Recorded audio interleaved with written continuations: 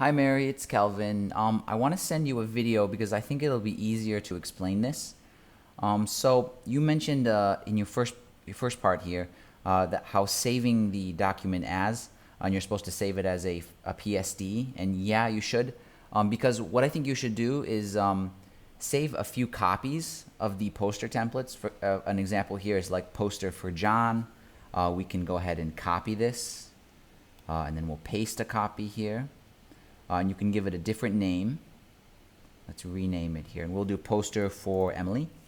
So here what you have is you have two different exact copies of the poster template, but when you make changes to one and save it, it'll update this file, and you have this sort of live editable file all the time.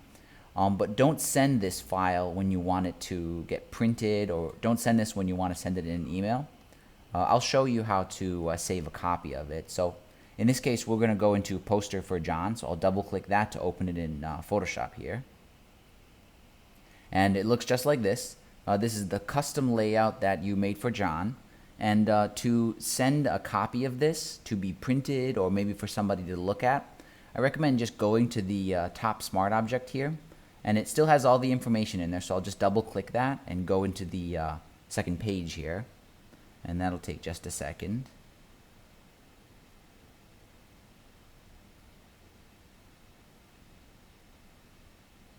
Okay, so here is the area of the poster creator template where you can make all the changes, right?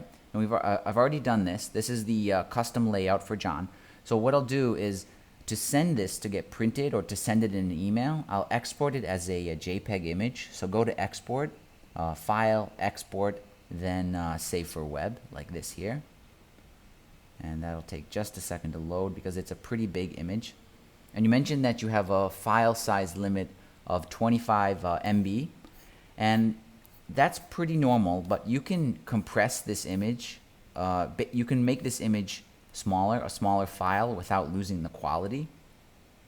Just in the Save for Web panel here, go over to Quality and go ahead and type in 50% and press Enter.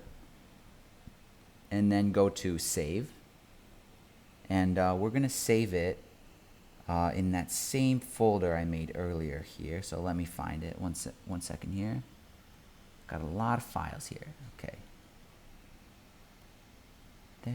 There, custom. There, here we go. This is what I was talking about earlier. So we were editing the poster for John, and I want to export a JPEG of this. So we'll just call this John's poster like that, and we'll do save. And then after it's done saving that image, I can go back to this folder, and here's the PSD, here's the other PSD for Emily, and then here's the JPEG image that I exported. And when I exported this at 50%, it still looks great. Like if I double click it here, I can zoom in, and it's basically perfect. So it's suitable for printing. Hold on here, too many windows open. And then let's check the file size, get info.